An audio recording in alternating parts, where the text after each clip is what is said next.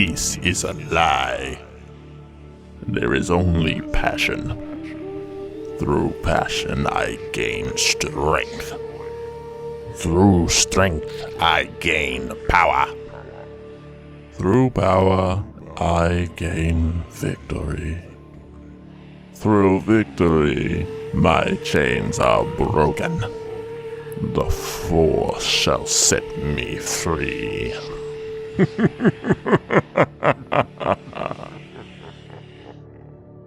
For 16 years, the Mandalorian Wars raged, becoming the bloodiest galactic conflict the Republic had ever seen, according to Jedi Master Nostral. Officially, the Jedi Council was against taking up arms against the invading barbarians, even while the raids went on for almost a decade. But not all Jedi agree with the pacifist response to the Outer Rim warlords, notably the young, up-and-coming Jedi Knights, Revan and Malak. For most Jedi, the fall to the dark side was not an overnight affair. For Revan and Malak, their descent happened over the course of decades, the war effort chipping away at their Jedi compassion bit by bit, struggling with the paradox of using the dark to save the light. Perhaps the culmination of this degradation was the final battle with the Mandalorians, the Battle of Malachor V. Revan and Malak proved victorious in the end, Malak leading the charge, and Revan defeating Mandalore the Ultimate in single combat. In one heinous act, though the Mandalorians were already in retreat, Meetra Surik, later known as the Jedi Exile, ordered the use of the Mass Shadow Generator, destroying everything on the planet, including Republic soldiers. The aftermath was described by Force sensitives as a traumatic experience, a flat-out violation of the Force, or the apex of power, depending on who you asked. With the taste of the dark side saturated on their tongues, Revan and Malak ventured into the unknown regions, where they discovered a secret Sith Empire and their leader, Emperor Vitiate. It was here that their descent to the dark side was solidified, returning to Republic space as Darth Revan and Darth Malak, Lords of the Sith. Initially, their turn was directly influenced by the Sith Emperor, but they eventually broke his spell, working through their own accord. Now, their mission was discovering the Starforge, a weapon and a tool that would ensure their victory over the Republic. The pursuit of the Starforge and the resurrection of the Sith temples inflated their ambitions, so much so that Malak frequently challenged Revan, which led to the removal of his lower jaw. Like any good Sith apprentice, Malak's thirst for power and his wounded pride led to his betrayal of Revan. During a battle with a Jedi strike team, Malak ordered his flagship to fire on Revan's, leaving his master for dead and at the mercy of the Jedi, breaking the union between the two that had lasted for nearly a decade. Not all Sith were fallen Jedi. Some were honed and crafted, knowing nothing but the dark side. 3 millennia after the Mandalorian Wars and the Jedi Civil War, the Sith reformed into a Brotherhood of Darkness. Years of infighting dismantled the previous Sith Empire, the most powerful Sith Lords of old, killed off by ambitious students and resentful rivals. The leader of this reformation was a former Jedi Master, now Lord Khan of the Brotherhood, who ruled under the banner that all were equal, but not all agreed with such sensibilities. Lord Khan found success when unifying the Sith warlords under one banner, but one student would criticize his sharing of power.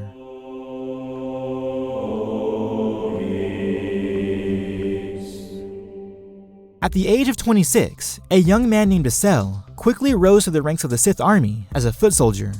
It wasn't long before he was identified as a Force sensitive with immense dark side potential. As a student at the ancient Sith temple of Korriban, Acel rose quickly, taking on the new name of Bane. But he was disillusioned by his mentor's teachings, feeling as though the power of the Sith was diluted by the organization. So the young man severed ties with the Brotherhood, conducting a scheme which destroyed his leadership and many of his students. In the Brotherhood's place, Bane took on the title of Darth once again, creating a Sith order which adhered to a rule of 2. One master to embody the power, one apprentice to crave it. In this way, the power of the dark side would be concentrated into one life form and passed down to one other who would continue the legacy. That apprentice would come by way of a young girl named Rain. Initially recruited by the Army of Light, a subset of the Jedi Order, Bane would take her under his own wing after finding her in the ruins of Ruusan, standing over a Jedi she had just killed. Bane likened their meeting to fate, knowing that the girl had a taste for the dark side and a strong connection to the Force. After years of training, Rain was renamed as Darth Zannah, Dark Lady of the Sith. Under Bane's strict tutelage, Zannah became a powerful sorceress and a master manipulator, two attributes that would become paramount for the new Sith Order. Together, Master and Apprentice struck from the shadows, setting up a gambit that would manifest in the Jedi's complete destruction a millennia later. And as Bane intended for his new Sith Order, in time, Zannah took the mantle as the reigning Sith Master, challenging her master to one final duel on the desolate plains of Umbria, taking his life, and with it, the legacy of the Sith.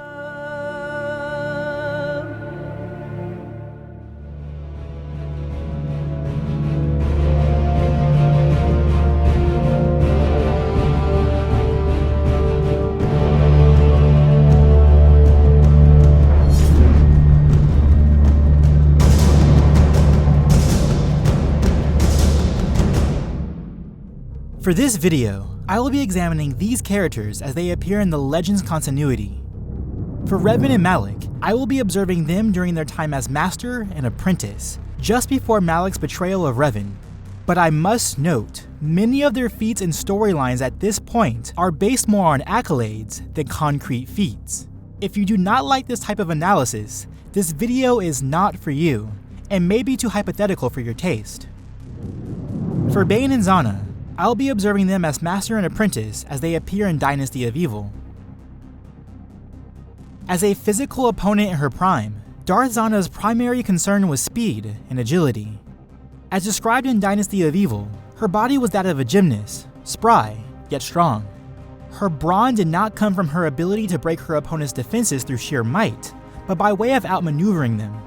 This is highlighted by Darth Bane in Book of the Sith, where he likened Zannah's technique as, quote, fast style, emphasizing her footwork, speed, precision, and acrobatics.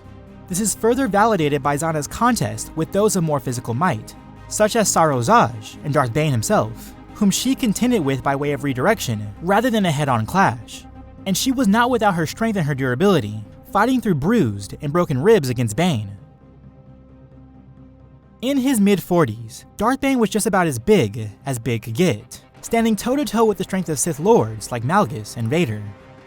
He was battered by the minds of Apatros, battered by the students of the Sith Academy, able to withstand large amounts of physical pain, whether it be force lightning, poison, or trauma. His greatest display of pain tolerance came by way of his Orbilis armor, a parasitic armor that leached from his lifeblood, causing a constant stream of pain he sustained for nearly a decade.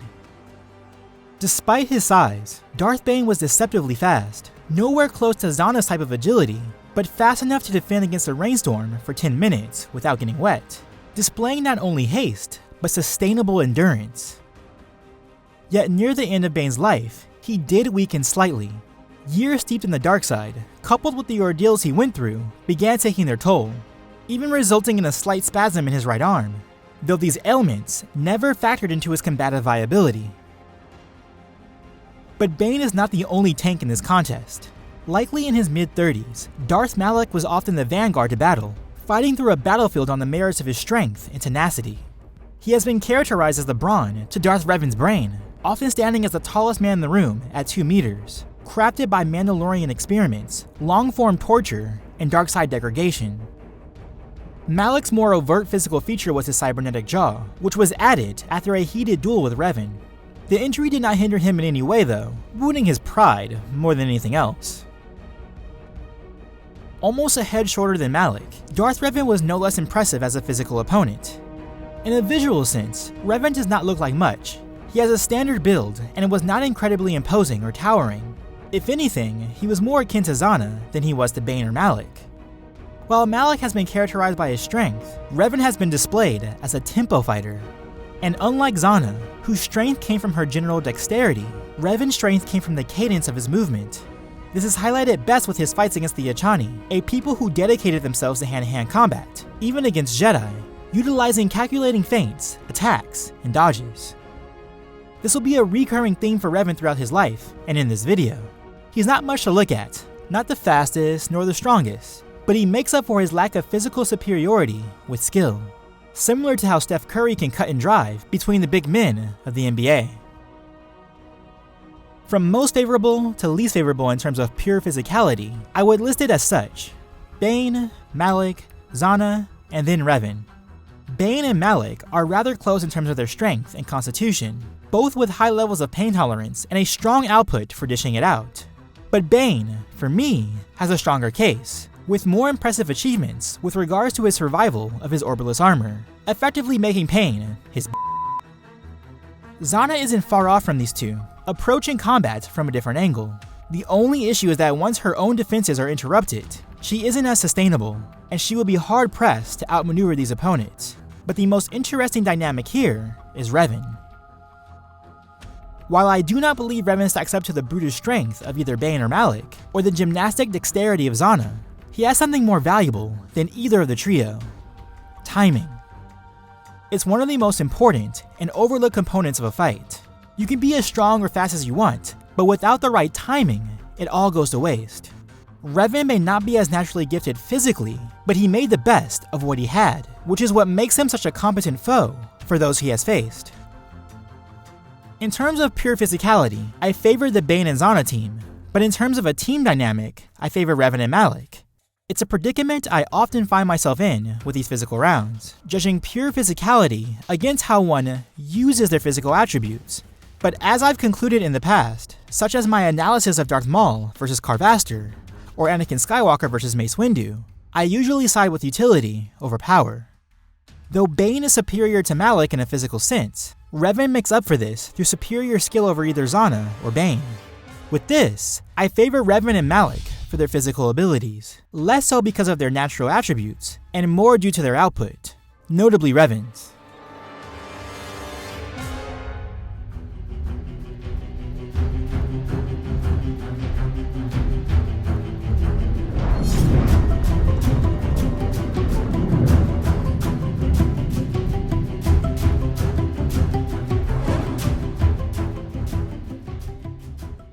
By the time of Dynasty of Evil, Bane and Zannah were equals as Force users. Bane perhaps with his constitution and lightning, Zannah with her physical augmentation and sorcery. Both master and apprentice were naturally gifted with the Force, both making use of it to great effect well before they took on formal training. And while they were effectively equals, their natural abilities sent them down different paths.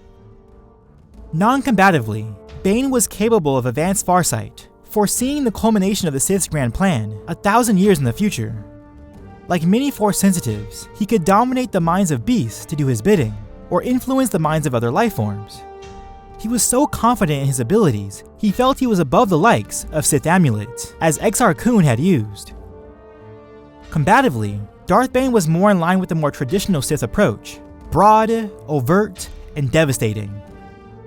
He ripped through his opponent's defenses with telekinesis, rather than subverting them.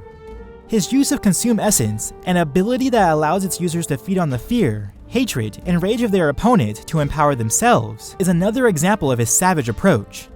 It is an ability that has been mistaken as a Vape-Pad invention when it has been around for much longer. But more on that in the dueling round. Bane's combative use of the Force has also been showcased through his natural affinity for Force Lightning, a skill he picked up in a single session with Githany, which culminated with his ability to turn those open to his attack into blackened husks. This all manifests in Bane's essence transfer ability, an ability that allowed one to implant their own consciousness to another lifeform, a last-ditch effort to be sure, but one that characterized Bane's more dominant approach to the Force. But he had his defense as well, able to throw up a solid force wall against oncoming attacks, and applying to menace to redirect certain abilities. His willpower was also extremely high, able to repel Zannah's spells of madness. These talents did not come purely from Bane's raw ability, but by way of his perpetual study of the Force. If the Sith had an equivalent to a master's degree, Darth Bane would have a doctorate of the Sith discipline. He studied holocrons from countless Darksiders, including Revan, who inspired Bane to create the Rule of Two. However, this extraction of Sith lore can be seen as a slight against Bane. In a way, he was not the most intuitive Force user, relying on established texts rather than his own invention, something that would come up again in the dueling round. Zannah was a bit different than Bane and the more brutish Sith Lords of old. She was more interested in the esoteric, the less combatively inclined practices of the Force. Notably, she was a master with her Force cloaking abilities, able to cast a false light side aura around herself when infiltrating the Jedi Temple. And later, when the Jedi were actively looking for her and her master, she was able to throw up a cloak that could not be penetrated, a spell that lasted near a decade. Where Bane was dominating, Zannah was suggestive. Like Bane, Zannah could influence the minds of other lifeforms, but she took it a step further. By Bane's own admittance, Zannah had a better understanding of Sith sorcery. When he tried to throw up decoy Force signatures, she was able to root him out each time. But in particular, she was entirely masterful with her Sith spells of madness, an ability that has come to be underestimated and undervalued. Zannah's spells of madness were very complex, a combination of suggestive telepathy, force fear, and straight up pain. Her power was so potent and powerful, even Darth Bane, who fully expected the use of the ability, could not instantly repel its effects. The text describes his initial experience as a sharp pain in the skull, a tactic which softens the subconscious, allowing Zannah to dig into her foe's fears at her will. The second step was very similar to what Lord Voldemort's locket did to its victims, showing them their greatest fears. For Bane, this was the, quote, hate-filled gaze of his abusive father, and the sound of his yelling voice. But the key is that it's different and personal for each target. The final step was a, quote, strength of will, as Bane would call it. Only two things can occur from this point. The victim is driven to complete madness, or the spell is broken. Bane was able to break the spell partially because of his prior knowledge of how it worked, coupled with his own willpower. There is also the case of the dark side tendrils that Darth Zannah created during their final duel. But I liken this more to the circumstance of her location, which was a dark side nexus, rather than her own ability. It's not to say that she's not powerful, but the location fed into her power, the bullets to her gun. But without bullets, there was nothing for her to shoot. That said, she was not without her own defenses, capable of strong force walls and immense levels of willpower. In their final assault, Bane attempted to use essence transfer, which she was able to repel, yet only partially. While she did ward off his complete transfer, there are hints that his subconsciousness did remain in Zannah due to a muscle spasm she acquired in her right arm.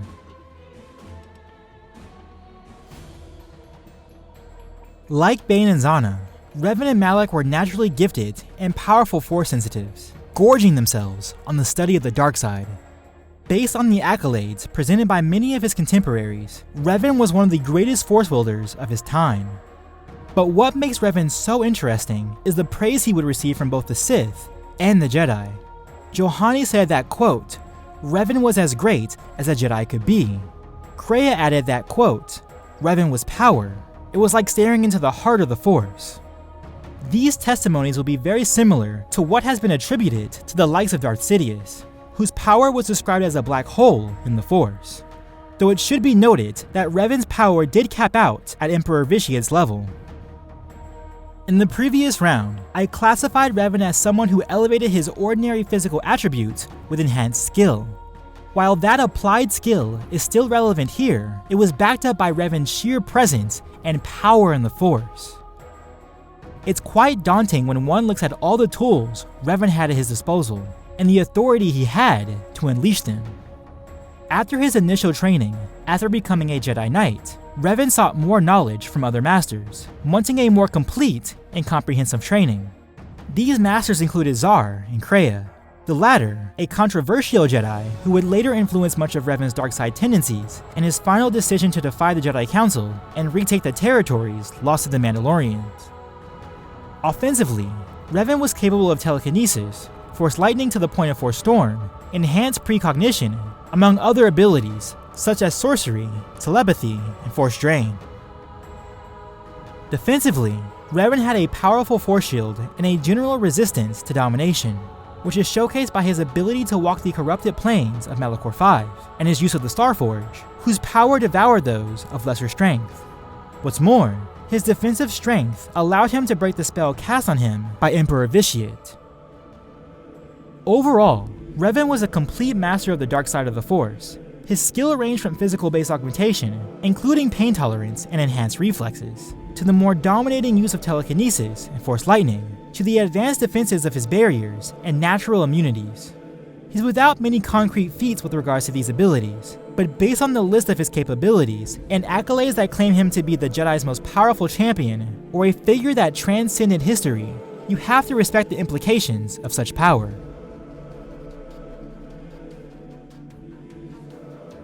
Of the time, Darth Malak was second only to Revan, oftentimes overshadowed by his master's awe-inspiring talents, but he was still very capable and accomplished in his own right. Or in short, he was the Kobe Bryant to Revan's Michael Jordan. For Malak, his use of the Force was more in line with a Jedi Guardian or a Sith warrior, which included focus on physical augmentation and utility powers. And as the vanguard of most battles, he could sustain these abilities for long-fought engagements. Combatively, he was capable of powerful Force pushes and waves. When taking on the official practice of the dark side, Malak expanded and refined his overall Force output, adding such abilities as Force Grip, Sith Lightning, Force Drain, Stun, and Whirlwind, among many others. And like Bane, his mentality was to dominate rather than suggest, as expressed through his use of mind domination. His presence was so significant, he could be felt throughout the galaxy by other Force adepts.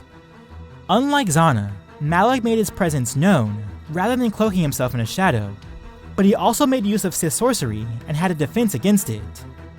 Less intricate than Zannah's magic, Malak was still capable of calling on the power of ancient Sith lords.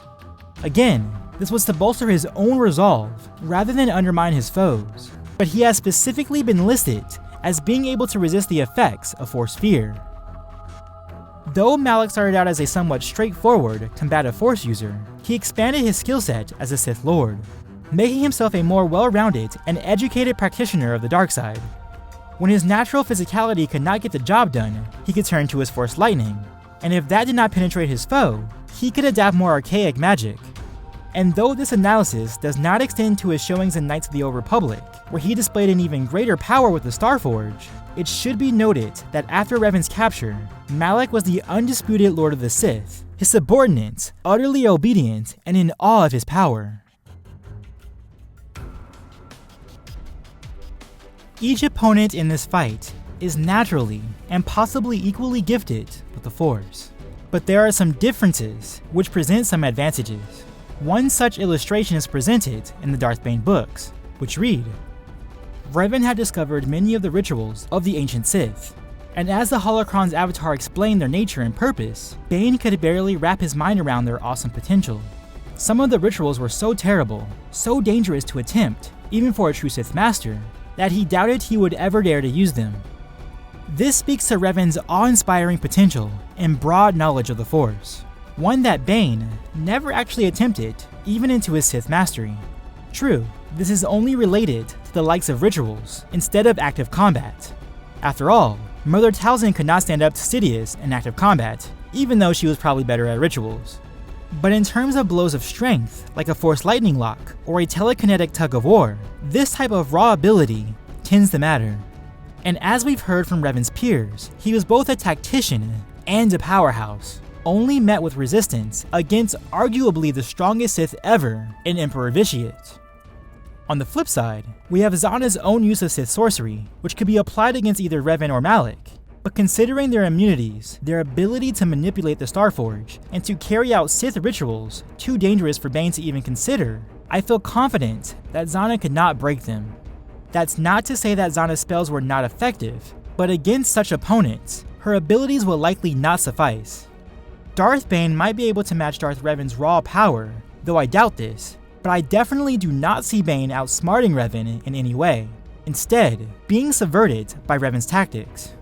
And while Zannah does have some nasty tricks, which I feel would have success on all but the most powerfully willed Jedi and Sith, I don't think she would penetrate a lord like Malak, who has endured quite a bit and is listed as having a familiarity with sorcery and immunity to fear effects. And his more utilitarian use of the Force is more likely to interrupt Zannah's stability. For this, Revan and Malak get the edge for their Force abilities.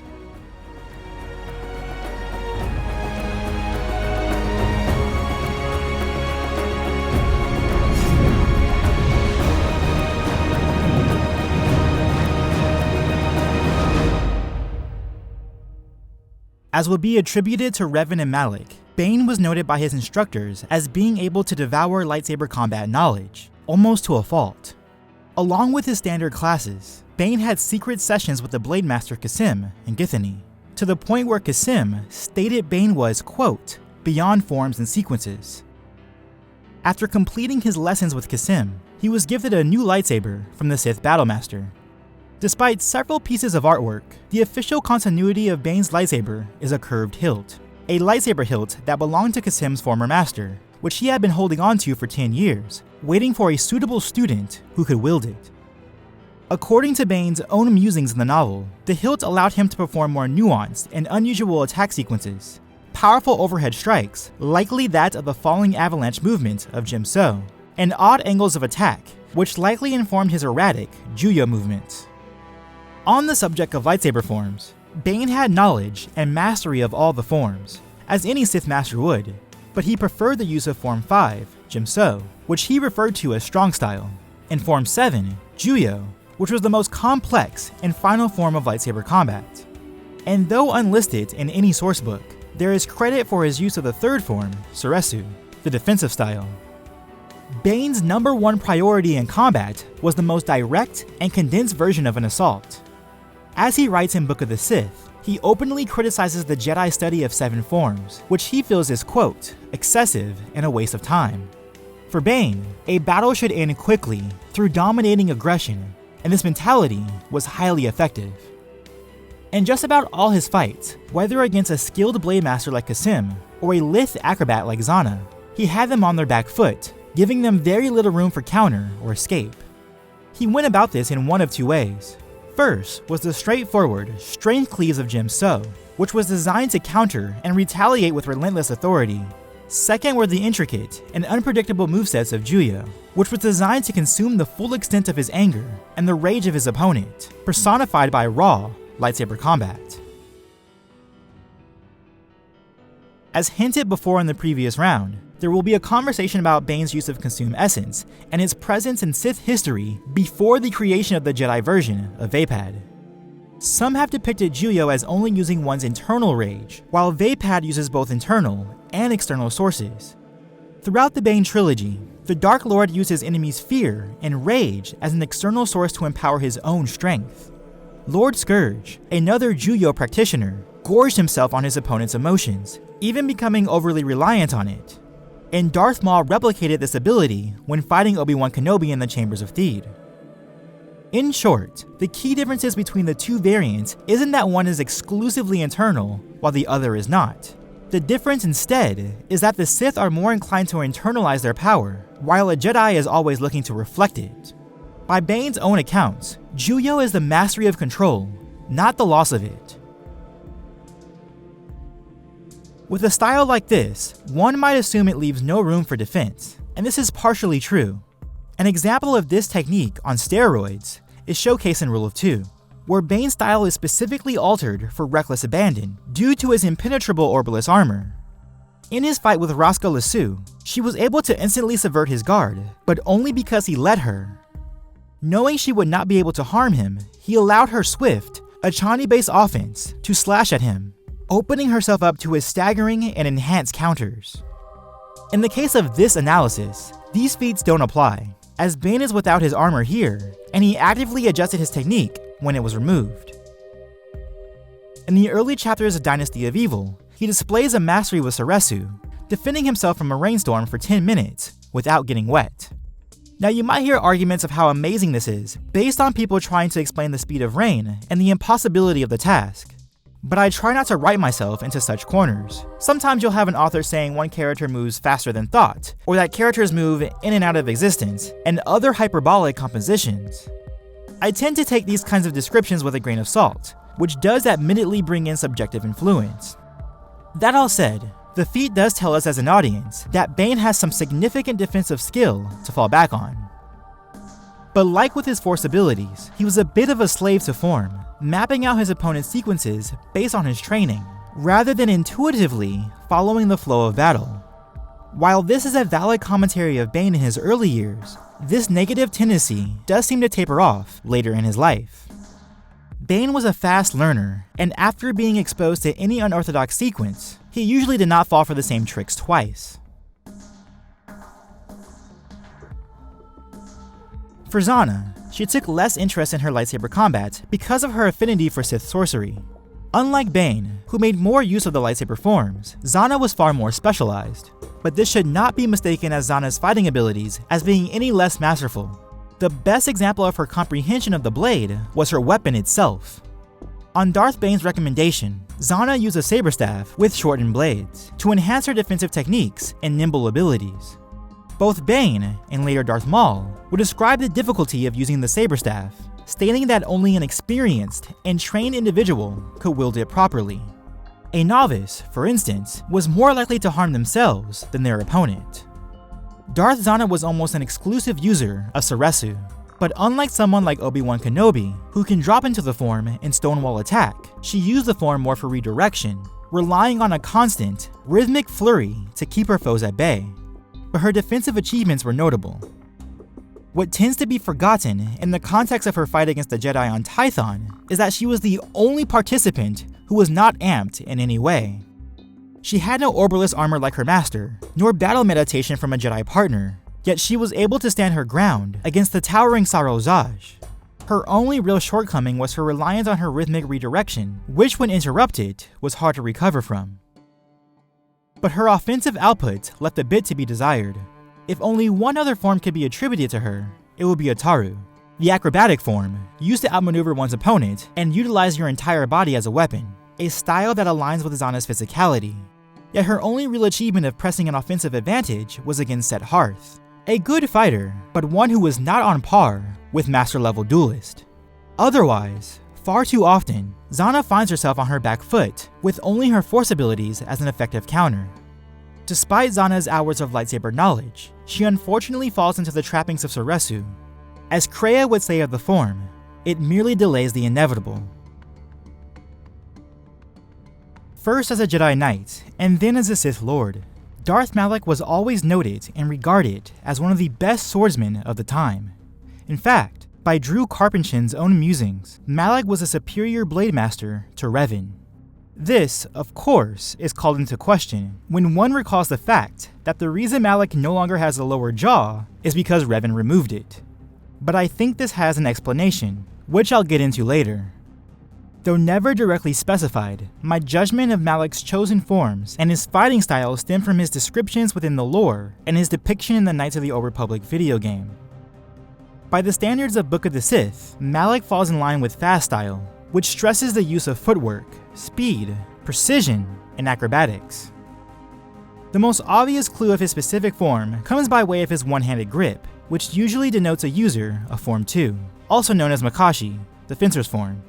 This would align with the footwork and precision of fast style, which was the foundation of Makashi, measured thrusts and cuts, economy of motion, and balanced footing, all things Malak has shown in general combat. The second clue, which relates to the speed and acrobatics of fast style, is Ataru. As I've covered in previous rounds, Malak made it his prime concern to augment his physical attributes to devastating effect.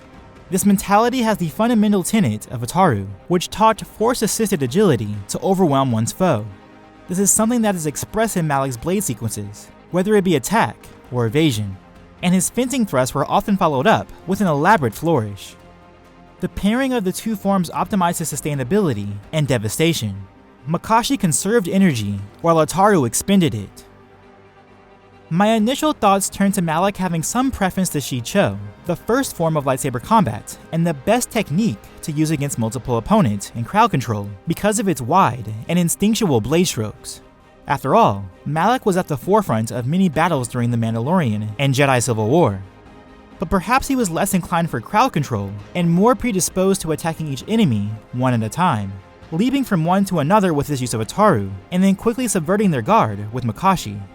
The best example, and only example we have of this, comes from Knights of the Old Republic, where his tactic was to disable Revan's party before moving on to a lone opponent. And it should be noted that within the lore, Makashi and Ataru were both geared to single opponents. His form does leave a bit to be desired in terms of defense, as his technique was curated for an intricate and overwhelming offense, which is another explanation for his missing jaw. It also leads me to believe he made use of Juyo, which sacrificed defense for offense. While a master of the form could demolish the best of defenses, it could be countered by a well-placed feint, which I believe is how Revan took Malak's jaw. Or, the form could be countered by a well-placed force push. This weakness could have been supplemented by his use of Dunmak, the tactic of employing taunts and verbal attacks to place doubt in an enemy. A tactic, when successful, could lower the guard of a foe, which can open them to Malak's form of swordplay. As specified by the lead writer of Knights of the Old Republic, Malak was a specialist, while Revan was more of a generalist, and in his opinion, Revan would have been a specialist of Form 6, also known as Niman, designated as the moderation form. Niman was undoubtedly the most balanced of lightsaber forms. It bore no weaknesses, but carried no overwhelming strength. The blanket form even makes sense in the context of the video game, where the player has varied skill sets at his or her disposal, with many different weapon trainings and styles attached. And it was the use of this form which makes Revan such an effective fighter. Revan was effectively a master of all lightsaber forms, adopting the best tactics from each form at the right time, defense or offense. And the use of the form was only elevated by his dedicated integration of the Force. This runs directly in line with Revan, who is noted not only as an astounding Force wielder, but a master strategist. He even expanded his martial skill from the standard lightsaber practices to that of the Mandalorian and the Achani, truly rounding out his combative flexibility. Going back to the infamous duel that took Malak's jaw, we see clues into how effective Revan truly was. Even though Malak was indeed a more fierce and talented swordsman, Revan was still able to put him in his place. More so, the way in which Revan put Malak in his place. The control it would take to make such a cut as Revan did involves a lot of skill, and indicates the type of command he had in the fight. To me, this is validated by the Cho-Mai mark of contact, noted as a merciful conclusion to battle, but also a mark of control. Granted, it's more violent than the traditional mark of contact, usually only a hand is taken, but is much different from the Mukai mark of contact, which signifies that a combatant has no alternative or care for their opponent. This goes back to the points I made in the physical round. Revan is not the most devastating physical presence or dominating duelist, but he knows how to control an engagement and knows when to apply the right strategy at the right time. Unlike Exar Kun, another Form 6 user, Revan reacted rather than creating his own openings through the unorthodox or trickery, simply flowing with his opponent. As brought up by Darth Ant 66 in his Revan analysis, and said by Boba Fett in Legends Continuity, winning isn't about being better, it's about finding your opponent's weakness and exploiting it. While Revan is not the most imposing duelist in this quartet, he is the true MVP, especially in this team dynamic. You the real MVP.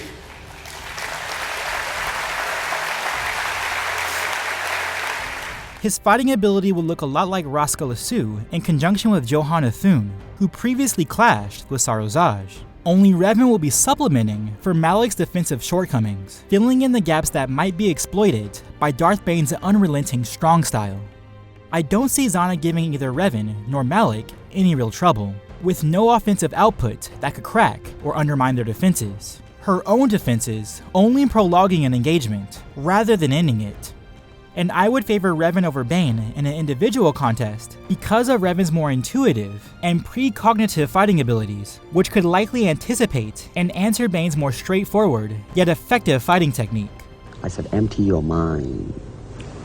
Be formless, shapeless, like water. For those reasons, Revan and Malak get the edge for their dueling abilities.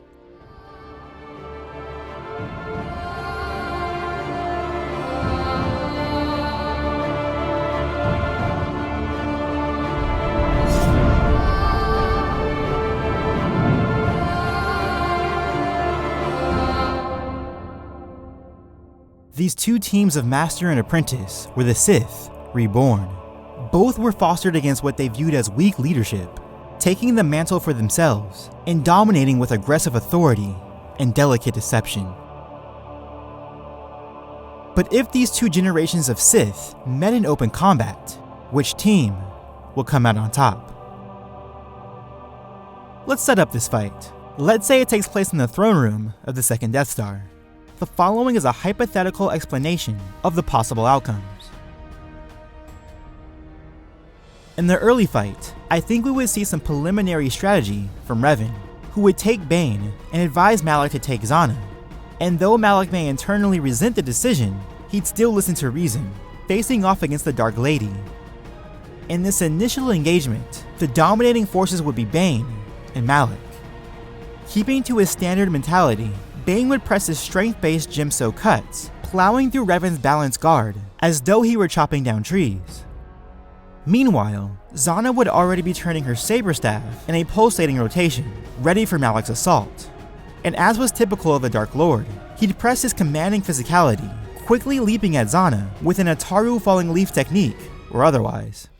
Malak might continue attacking Zannah longer than he should, not immediately realizing how impenetrable her defenses were while she played out his circular motion.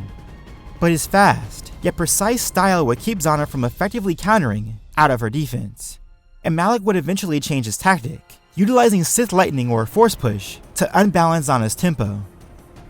Bane would continue his vicious assault, but Revan would seem to anticipate his heavy cleaves, retaliating with peppered kicks and quick punches. Nothing that would be fatal or damaging, but more annoying for the Sith Lord.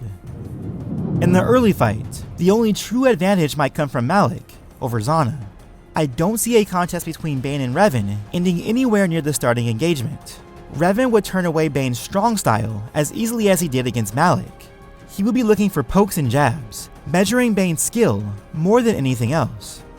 Malak has the best chance of earning a victory point for his team, possibly interrupting Zannah's stability with the Force, following the small window with the Makashi feint and stab. Of course, this is not the most likely scenario, only a possibility, as Zannah's recovery speeds were quite noteworthy by the time of Dynasty of Evil. Like his fight with Zannah, Bane would switch up his power blows with the more intricate swordplay of Form 7.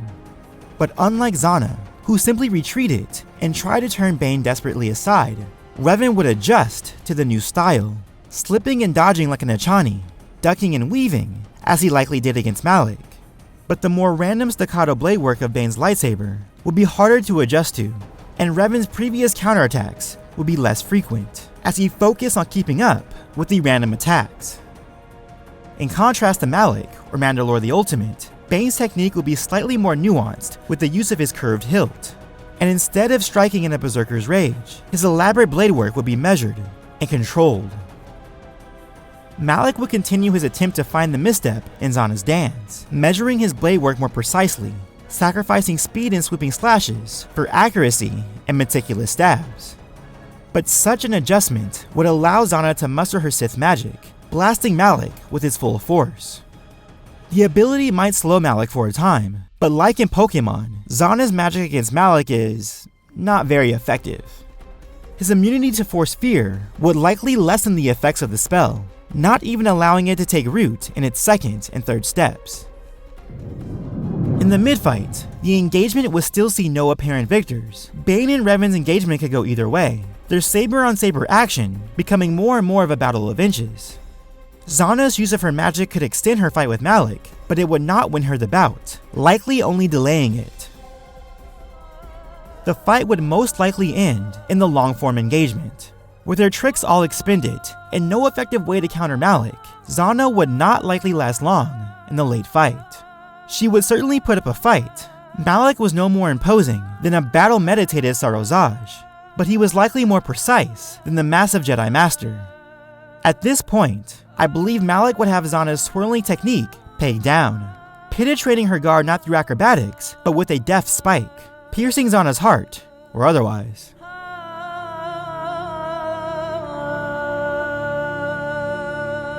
With Bane's apprentice out of the way, and Revan being put through the ringer with the Sith Master's practiced knowledge of lightsaber combat, Malak would join the fray.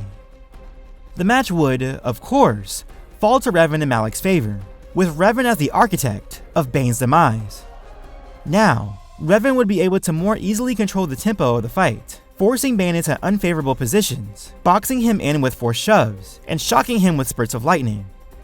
But Bane would not let up easily. Though clearly on the losing end of the fight, he would dig in his heels, taking the pain and punishment, adjusting his technique to the tight and efficient defense of Saresu, batting away their crosscuts and stabs like raindrops in a storm. There are also scenarios where I can see Bane applying his Force Lightning and telekinesis in an attempt to simply bulldoze through his opponent's defenses. In spite of Bane's best efforts, Revan and Malak would be too good of a team, with Malak taking the forefront with his own form of Juyo, and Revan supplementing with nagging push-last techniques. Knowing he was defeated, in one last-ditch effort, Bane would submit to Essence Transfer, lashing out, not at Revan, who at this point in the fight, he would come to respect for his Force abilities, but at Malak. Still, though the effort and decision would be quick-witted, and may have an off chance of success, it's unlikely he could dominate Darth Malak, bringing Revan and Malak's overall advantage to 8 victories out of 10. And thus, after a long, hard-fought fight, with Malak's personality perhaps having a slight adjustment, Darth Revan and Darth Malak, the Rogue Jedi, the Sith Reborn, would be the ultimate victors. Of course, this is all my opinion, based on my interpretation of the lore. Do you agree that Darth Malak and Darth Revan would come out on top? Or do you believe the rule of 2 Sith would be the ultimate victors? Let me know in the comments below. And of course, peace, love, and may the Force be with you. Always.